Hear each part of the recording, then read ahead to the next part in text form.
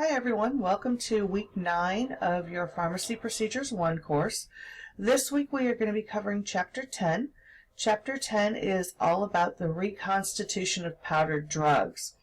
So basically what I want you to understand is there's more than one type of powdered drug that you may come in contact with that needs to be reconstituted.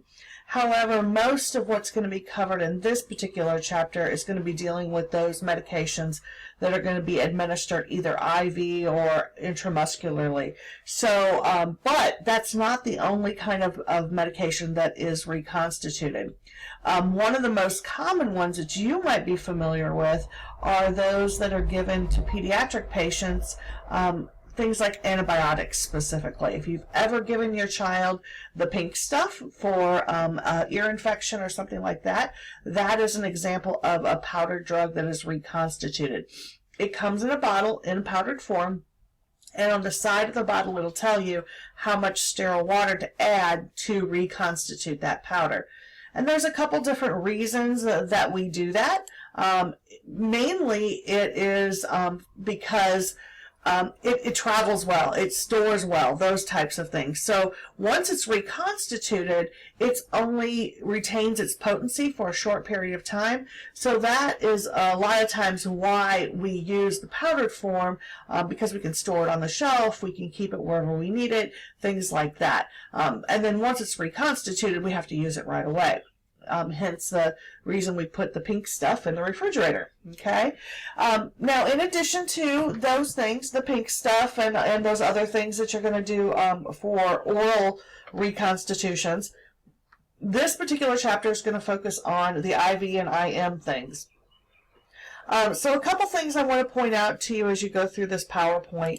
One thing is that when we reconstitute something, the volume is going to be more than what you put in. So in other words, if I'm going to add 10 milliliters of water to something, I'm going to end up with a little more than 10 milliliters, because when it mixes with the medication, that also has volume. So we're going to have to add those two things together to get the total volume, which is why, if you're trying to make 10 milliliters, you wouldn't add 10 milliliters of water. You would add an amount less than that. And so that's one of the things that you're going to learn how to calculate, is how much to add to get to a certain volume. And so as you go through these steps, I've included a link to some sample problems. So this is a great way to go to see some samples, to see some actual labels, and to check your work.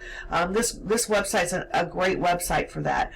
It will go through and ask you some samples, and then when you're all done, it'll give you a handout and show you which ones you did right, which ones you did wrong, and what you did wrong. So the first step, whenever you're working on a reconstitution problem, is to make sure you read the label. Reading that label is going to be key in making sure that you're correctly reconstituting. Sometimes that information is also on the package insert, so if you don't see it on the label, check that insert, or what other types of collateral might come with that particular medication. The types of diluent that you add to your reconstituted item is going to vary depending on what it is. Usually it's sterile water, but there are some things that we add normal saline and those types of things too. There's actually a chart that will tell you what you can and cannot use for specific medicines, keeping in mind that sometimes different diluents will react differently with the medication. So it's really important that you know how that works. Here's an example of a diluent or a label where the actual reconstitution information gives you information about both IM and IV.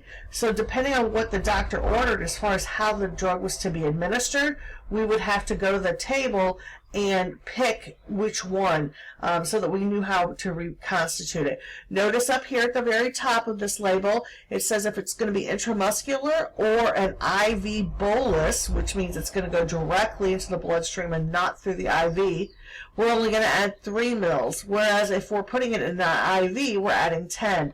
So again, it's really important to not only know what the dose is, but how the doctor ordered that dose to be given. So that's going to be a really important thing to understand when you're reading labels. And the last thing I wanted to point out as you go through these is that sometimes the label is going to give you information about different strengths that you can make with one particular item. So this is an example of some penicillin.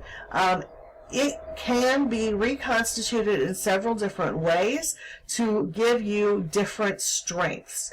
So if you notice way over here in this little area, it'll tell you if you add 75 mils, it'll tell you what the strength is going to be, 250,000 units per milliliter. If you add 33 mils, it's going to be 500,000. And if you add 11.5 mils, you're going to get 1 million. So depending on what you add, you can change the strength. So the amount of diluent that you add is going to determine the strength of your reconstituted solution. So again, lots of information on all of these labels. You'll want to make sure that you understand all of the steps in the reconstitution process. And if at any point you have any questions, please make sure you reach out to me. Have a great week.